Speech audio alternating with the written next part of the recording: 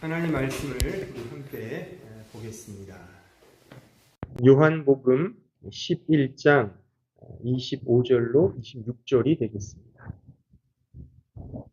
우리 다 같이 함께 한 목소리로 하나님 말씀을 읽겠습니다. 시작. 예수께서 이르시되 나는 부활이요 생명이니 나를 믿는 자는 죽어도 살겠고 무릇 살아서 나를 믿는 자는 영원히 죽지 아니하리니 이것을 내가 믿느냐. 아멘. 오늘은 2025년 부활절입니다. 여러분들은 이 부활에 대해서 어떻게 생각하는지 모르겠는데 그냥 죽었다가 살아나는 것이 부활인 것인지, 그 부활은 그러면 예수님께서 부활하신 것은 그렇다고 믿는데 그 부활의 의미가 과연 지금 오늘을 사는 우리와는 무슨 의미와 관계가 있는가? 사실 이게 더 중요하지 않겠습니까? 그죠? 그러니까 여러분들에게 있어서 부활의 의미는 무엇인가? 아니, 먹고 살기도 힘들어 죽겠는데 무슨 죽을 부활 타령이냐라고 생각을 하실 수도 있겠지만, 아마 오늘 그래도 명색이 부활절인데 한번 부활의 의미를 조금 더 깊이 생각해보는 그런 시간이 되었으면 좋겠습니다.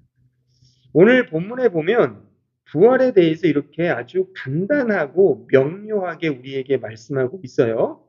즉, 부활은 그러니까 예수 그리스도다 이겁니다. 그러니까 오늘 본문을 다시 보시면 나는 부활이요 생명이다라고 말씀하고 있잖아요.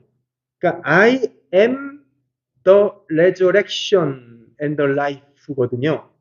그러니까 여기에 비동사, 즉 헬라어 성경으로 보면 에이미 동사가 쓰였단 말입니다. 에고 에이미, 그러니까 뭐뭐뭐다, is 동사죠. 그러니까 어떤 상태나 상황을 설명해 주는 게 아니라 내가 부활이다. 그러니까 부활은 예수님인 겁니다. 그러니까 예수님이 부활이요 생명이다라는 아주 명쾌한 성경의 진술인 겁니다. 그리고 바로 이 예수 그리스도 안에 있는 신자, 우리죠. 우리 신자들도 역시나 그 부활과 생명이 있는 자다라는 게 성경의 일관된 설명이다 그겁니다. 따라서 이 부활이라는 것은 성경이 말하는 매우 중요한 그 definition, 정의는 뭐냐면 그냥 옛날 돌아가셨던 우리 할아버지, 할머니가 다시 살아난다 이런 의미이기보다도 바로 예수님이 부활이다. 그리고 그 예수님 안에 있는 우리의 지금의 상황과 상태가 곧 부활이며 생명이다라는 설명입니다.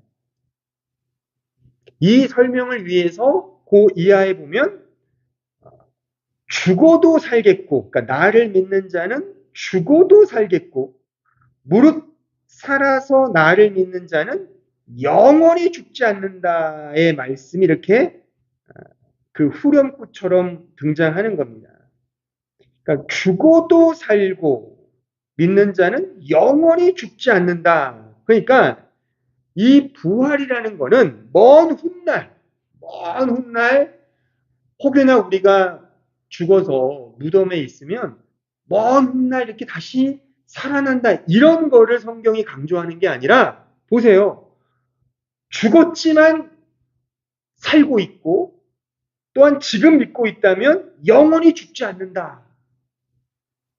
이것이 부활의 아주 중요한 설명인 겁니다. 달리 말하면 이 부활, 즉 예수 안에 있고 그 부활과 관계된 자는 이제 더 이상 죽음과는 상관없는 그 영생을 지금 누리는 자다라는 게 바로 성경에서의 부활의 설명인 것입니다.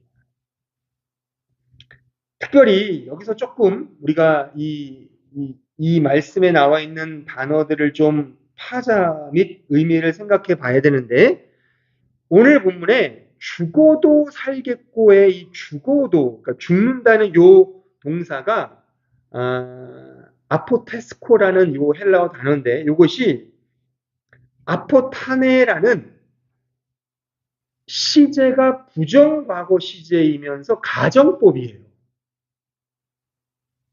그리고 그 다음에 무릇 살아서 나를 믿는 자는 영원히 죽지 않는다. 여기에 이 단어도 우리나라 어감에는 앞으로 영원히 죽지 않을 거야라는 약간 미래 시제 같지만 그게 아니라 원문을 보면 이게 똑같이 아포타네, 즉 부정과거형이면서 가정법 모드를 갖고 있는 그런 동사를 썼단 말입니다.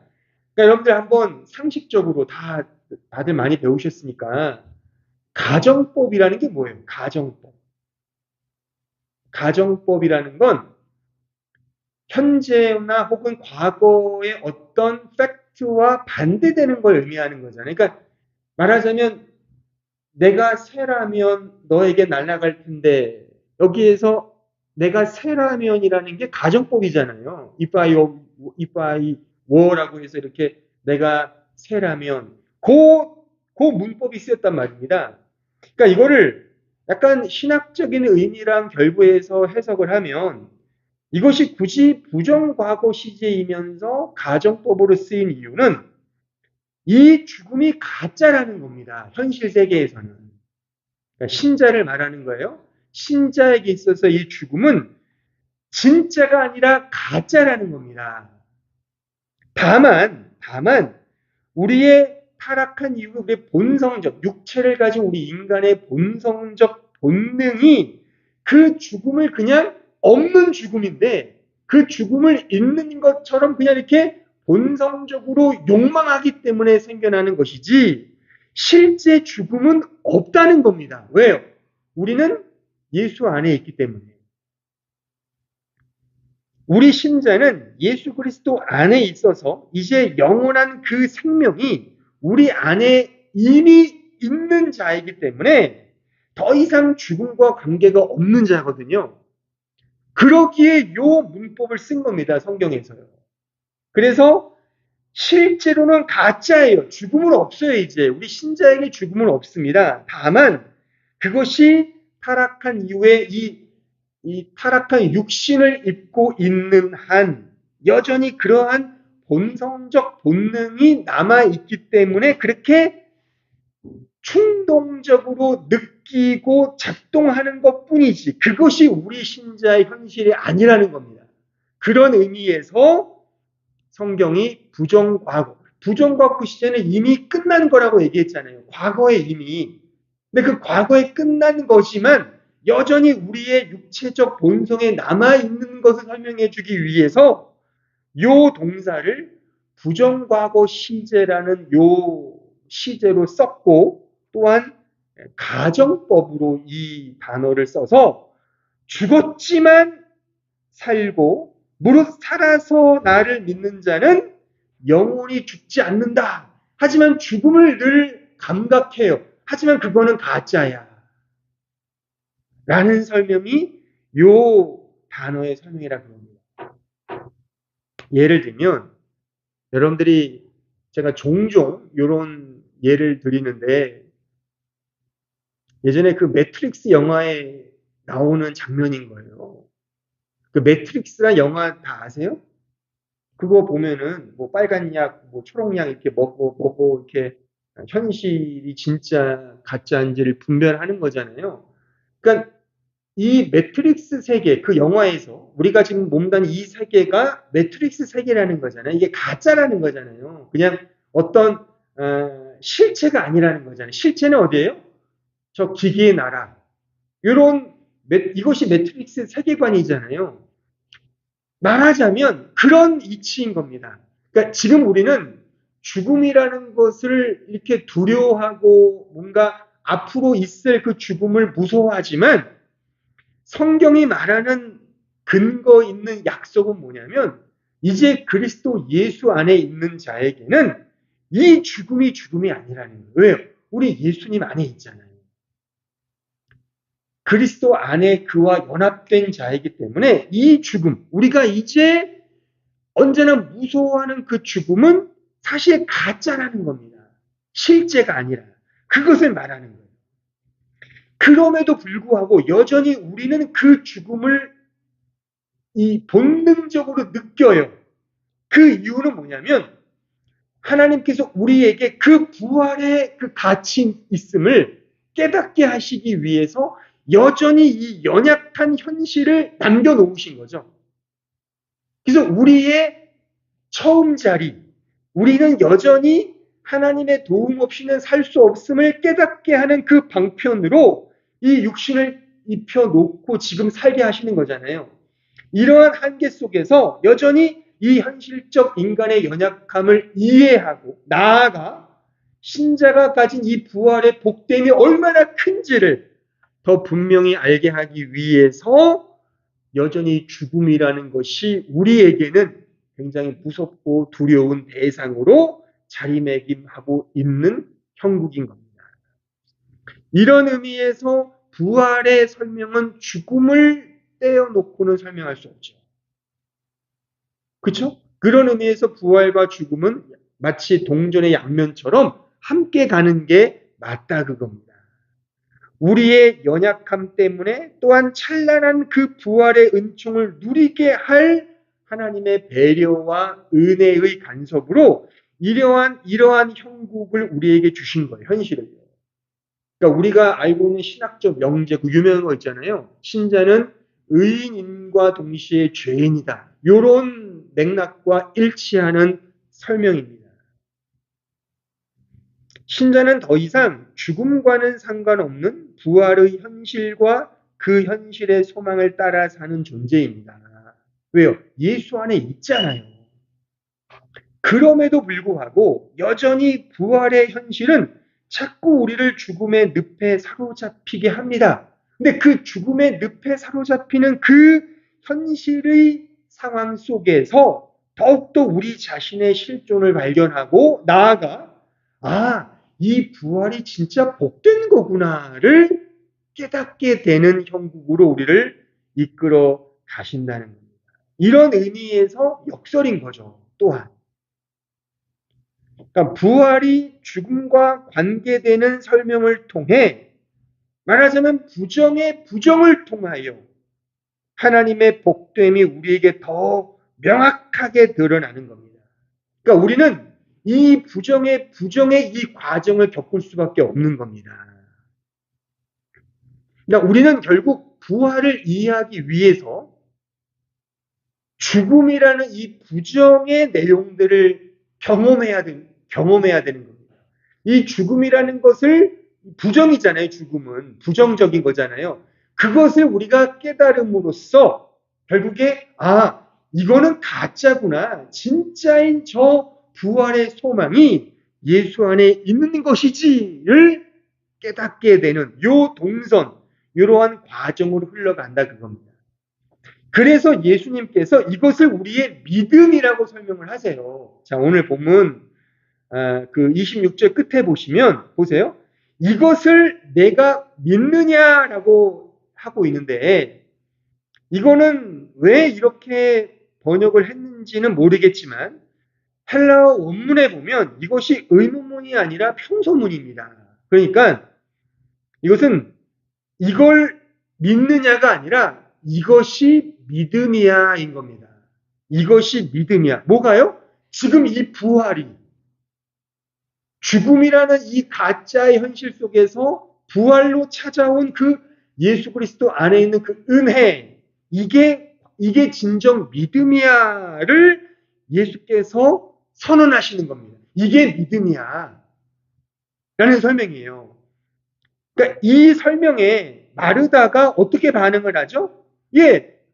그게 믿음이에요 라고 그렇게 받아들여요. 근데 그 받아들임이 한계가 있는 거죠. 왜요? 그러니까 마르다로 대표된 이 인간은 그 부활의 실제를 온전히 이해할 수가 없어요. 지금 여러분이 저의 설교를 듣고서 이게 뭔 소리지라는 그런 얼굴 표정을 짓는 것과 똑같은 겁니다. 아니, 우리 목사님 왜 이렇게 쉬운 말을 어렵게 하시지?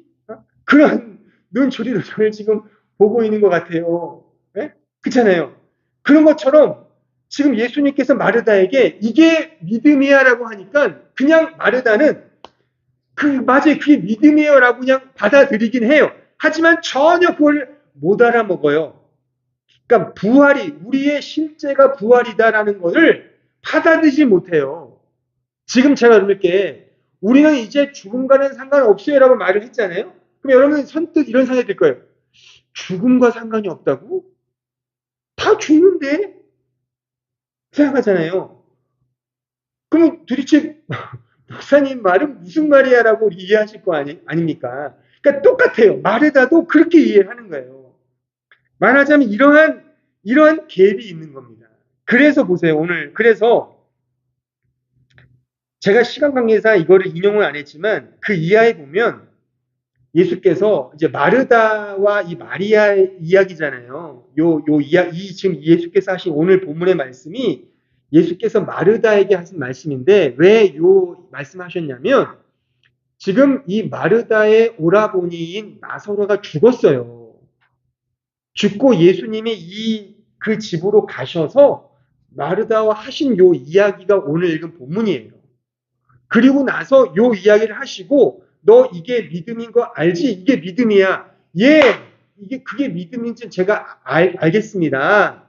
그래? 나사로 어디냐? 근데 예수님 나사로 오라버니가 죽었잖아요. 좀 일찍 오시지. 죽어서 지금 저기 보세요. 장례식을 치르고 있어요. 라고 그런 장면이 나오거든요. 그때 예수께서 죽었다고? 너 지금 내가 말했잖아. 예수 안에 있는 믿는 자는 죽음이 관계가 없는데 왜 죽었다 그래? 아니 무슨 소리 하는 거 지금 죽었는데요. 아니야 죽은 거 아니야. 아니 죽었다니까요. 가지 마세요. 갈 거야. 가지 마세요. 이미 냄새가 나요. 막 썩은 냄새가 나요. 그 말리는 장면이 있거든요. 자, 거기 38절을 볼까요? 제가 인용한 말씀 38절. 자, 이에 예수께서 다시 속으로 비통히 여기시며 무덤에 가시니 무덤이 굴이라 돌로 막았건을 예수께서 이르시되 돌을 옮겨 놓으라 하시니 그 죽은 자의 누이 마르다가 이르되 주여 죽은 지가 나흘이 되었음에 벌써 냄새가 나나이다. 지금 나오잖아요. 그러니까 지금 요 마르다는 우리의 상식으로 생각을 하는 거예요, 지금. 예수께서 그 직전에 예수를 믿으면 죽음과 상관이 없어. 죽어도 살고 무릇 살아서 믿는 자는 영원히 죽지 않아.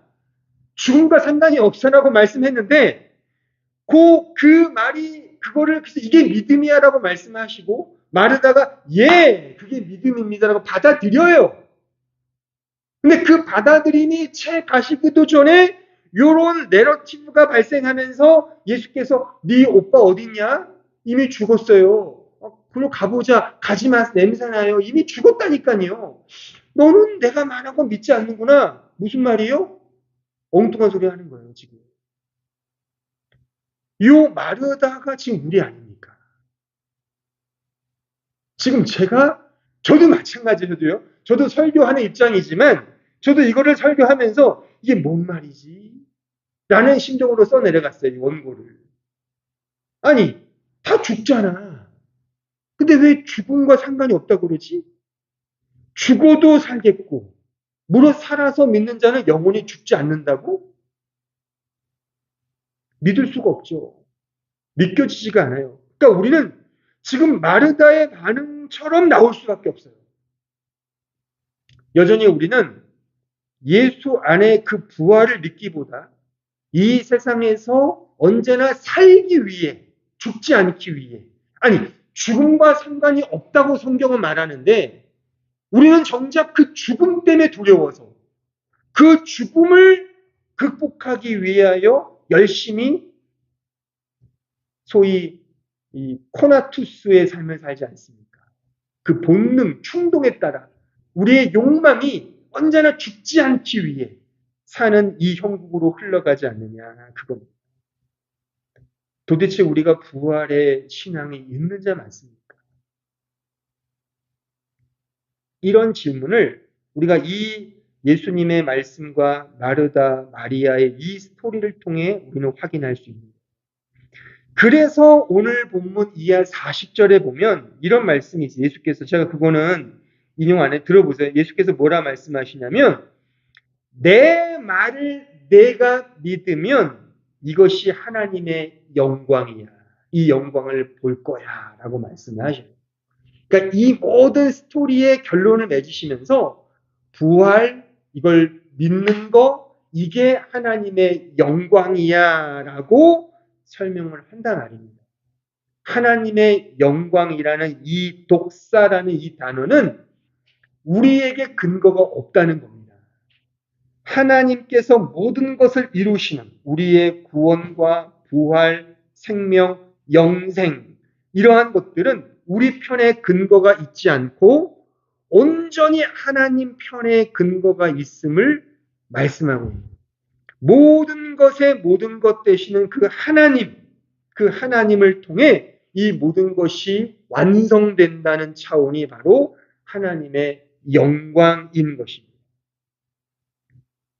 근데 그 영광을 어떤 동선으로 주셨냐면 우리가 지금 확인한 것처럼 예수 안에 영원한 생명의 부활을 말씀에 놓으시고, 하지만 그것을 이해하지 못하는, 여전히 율법에 매여 있는, 육체에 매여 있는 우리에게 설명해 주시기 위한 방편으로 죽음이라는 이 데피니션을 우리에게 주셨다는 거예요.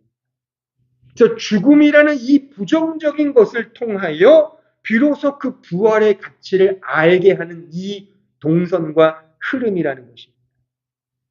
이 생명과 부활, 기쁨과 즐거움, 영광은 사실 우리의 수준으로는 결코 담아내거나 담지하거나 파악하거나 포착할 수 없습니다.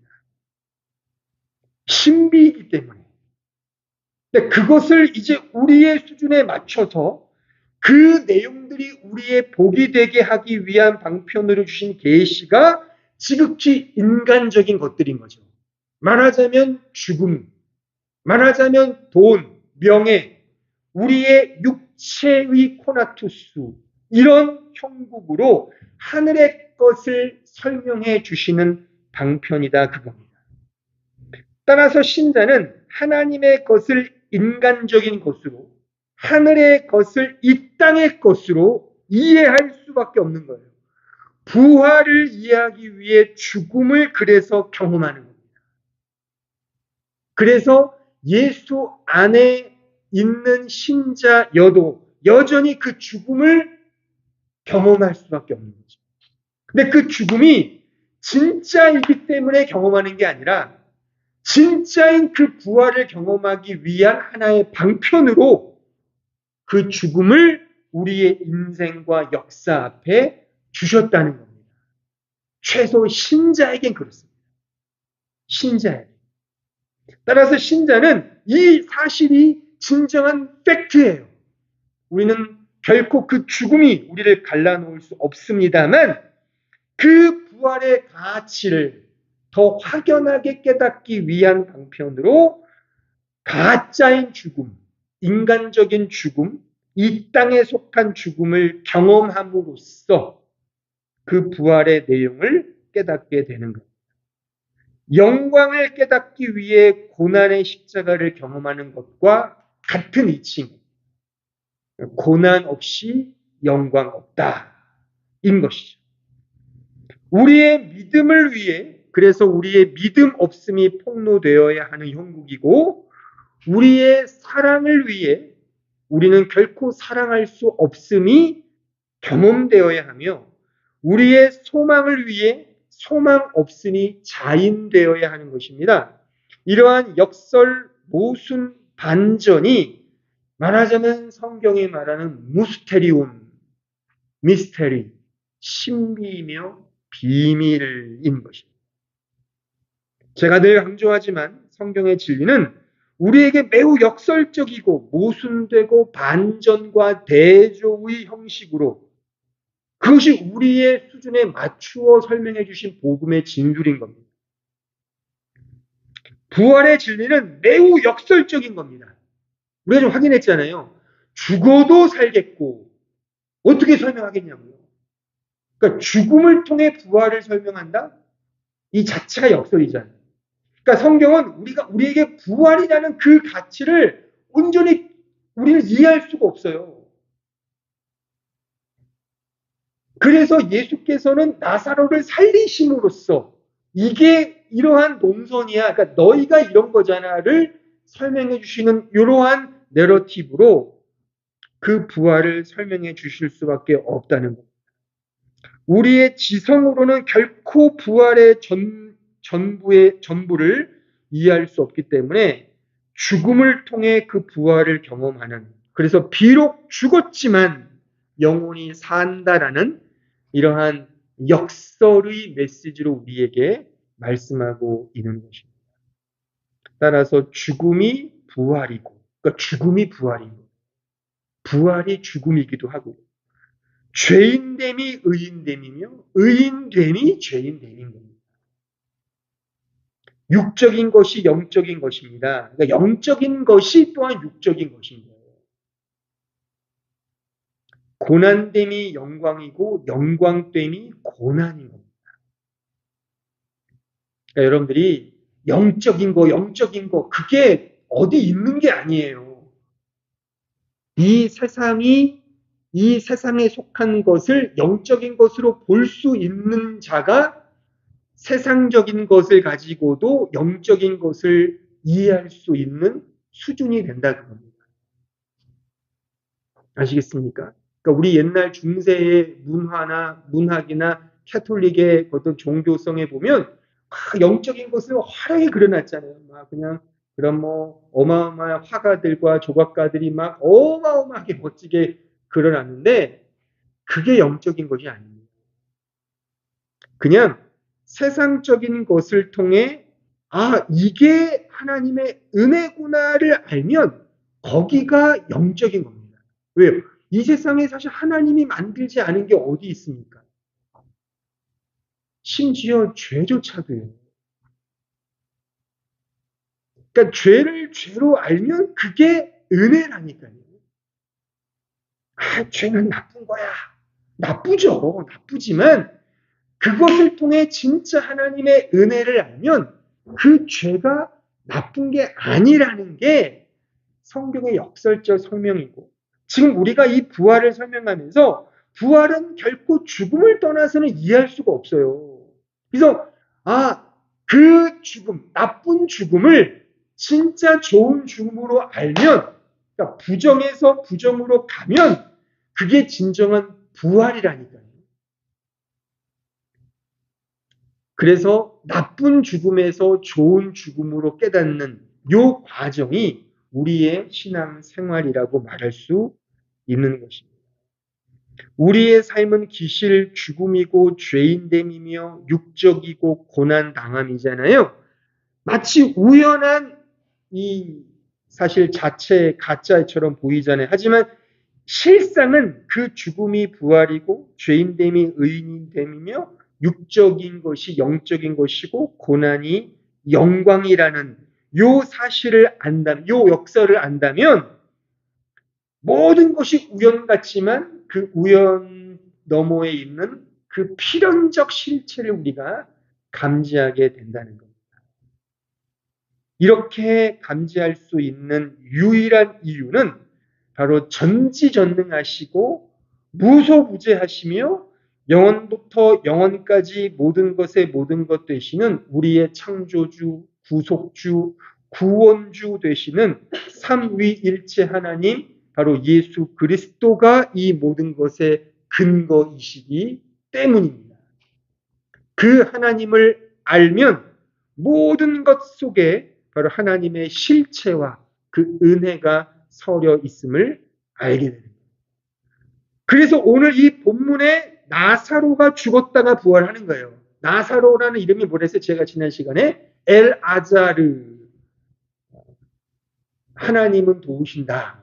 그 뜻이거든요. 그래서 이 나사로란 이름을 여기에 딱 집어넣고 그래서 이 부활의 의미를 쭉 성경이 설명해 주시는 겁니다. 하나님의 도우심이 절실하고 절박한 경우가 죽음이잖아요. 모든 인간은 죽음 앞에 겸손해집니다.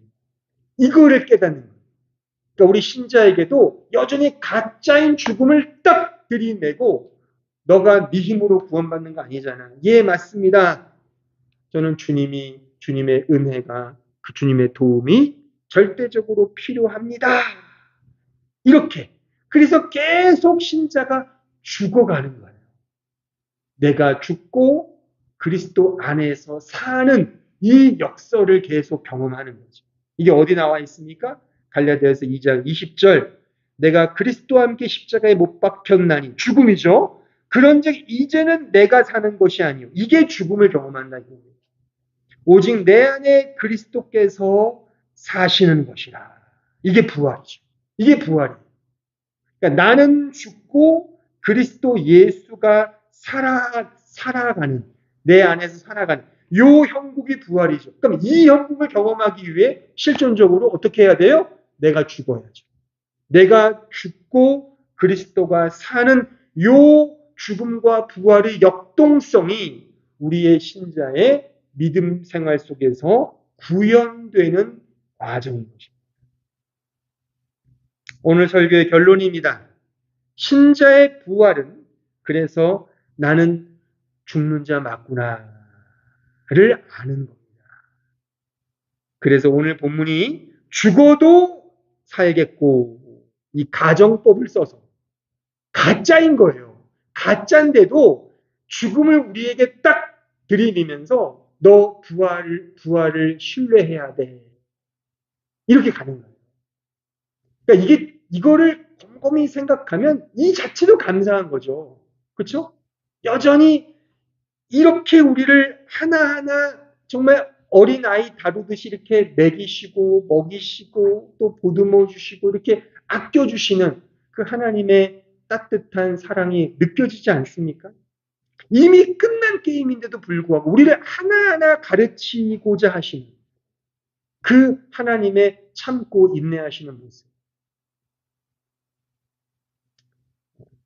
이러한 하나님의 은혜를 이러한 부활의 실제 속에서 우리는 경험할 수 있는 죽음을 통해 부활을 설명하고 확인하는 이 믿음의 수단으로 우리를 계속적으로 끌고 가시는 역설의 은혜가 이 부활의 진리의 설이고 이것이 바로 부활의 무스테리움, 신비이며 비밀이다라고 말할 수 있습니다. 따라서 우리는 잘 죽어야 하는 겁니다. 여러분들이 이 복음을 듣고 부활의 진리를 깨달아 내가 죽어야 하는 데 있어서 잘 죽어서 더욱더 그 부활의 은혜가 내 안에서 더 견고하게 섬을 여러분들의 인생과 삶 속에서 경험된다면 그것이 사실 믿음의 멋진 모습이고 그것이 믿음이 아주 크다라고 성경이 우리를 칭찬하시는 그런 내용이지 그냥 무작정 내가 믿음이 큰다 이런 거 아니에요. 오히려 그 반대라니까요.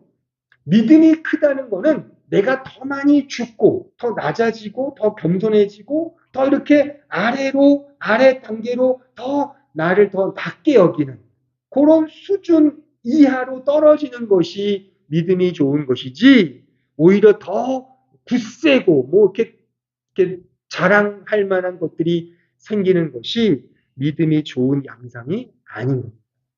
이러한 사실을 꼭 마음에 새기시면서 나는 죽는 자 맞구나. 이것이 바로 이 부활의 신비에 담겨져 있는 놀라운 하나님의 복음을 꼭 기억하시고 내가 이제 이 부활을 따라 어떻게 더 잘 죽느냐를 한번 잘 고민해 보시는 우리 모든 주의 백성들 되기를 진심으로 바랍니다.